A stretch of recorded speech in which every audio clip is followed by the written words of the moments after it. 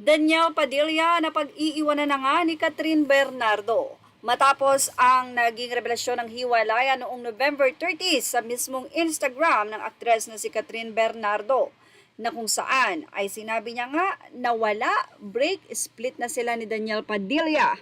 Ay ano na nga ba ang nangyayari ngayon kay Daniel? Ang buong detalye na po at ating ihatid sa inyo. You are now watching Showbiz Now, the Showbiz Update. Mula sa naging artikulo ng Abante, Daniel, na pag-iiwanan na nga daw ni Catherine Bernardo. Nakakaloka talaga ang ibang mga netizen dahil hiwalay na sina Daniel Padilla at Catherine Bernardo ay patuloy pa rin na namamayagpag sa social media ang aktres. Iniintrigang na pag-iwanan na nga raw nito ang ex-boyfriend na si Daniel. Sa ilang iba, mabuti pa raw si Catherine at katay na ni Ann Curtis sa pagiging reyna ng Instagram. Obvious nga raw nakampi kay Catherine ang fans dahil sa pagdami ng kanyang followers na ngayon ay nasa 20 million na ang nagpa-follow kay Catherine. Samantalang kay Daniel ay nananatili pa rin itong 6.6 million lang. Ang kay Daniel, tiyak rin daw na marami ang suporta sa Elena 1944 movie ni Catherine kapag ipinalabas na at ewan na lang daw saan nang mapagod si kamatayan na movie ni Daniel kasama si Sanjo Marudo. Nako, masyado talagang judgmental ang ibang tao ha. Yan ang naging bahagi ni June Lalin. Marami nga ang nalulungkot sa hiwalayan nila Catherine Bernardo at Daniel Padilla. Marami ding mga fans ang umaasa na sana nga daw ay magkabalikan pa ang dalawa. Sa kanilang mga page, may mga nag-post pa ng mga throwback na kaswitan nila Daniel at Catherine.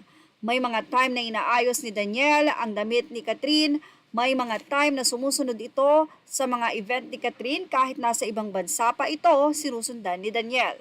May mga time din na kapag ini-interview ay naamin ni Kat na maraming umaaligid kay Daniel kaya naman siya ay nagsiselos. Ibig sabihin noon pa lang ay alam na ni Catherine kaya naman totoo ang sinasabi nila na mapagtiis na girlfriend ito. Pero di kinalaunan sa pagtanda at pagmamature ng isip ni Catherine ay tila napagod na rin ito na patawarin ng paulit-ulit si Daniel. Sa puntong ito ay tila mas grabe na nga ang ginawa ni Daniel para hindi na siya mapatawad or mapagod na ng husto si Catherine Bernardo. Sa ngayon, ang simpatya ng netizen pati na rin ang mga endorsement at lahat ng proyekto ay na kay Catherine. Pero kamusta na nga ba si Daniel?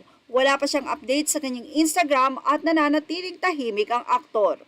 Hiling pa rin ng mga fans na sana nga ay mapatawad ni Catherine si Daniel kung sakasakali man na napatawad na ito pero sana nga ay mabigyan pa rin ng puwang sa puso niya na makita ni Catherine na mahal talaga siya ni Daniel sa kabila ng mga naging kasalanan nito. Well, ano po masasabi nyo sa ating update? Ilagay na ang inyong opinion sa ating comment section. Dahil yan po ay mahalaga sa amin. Images are all credit to the rightful owners and thank you for watching Showbiz Now.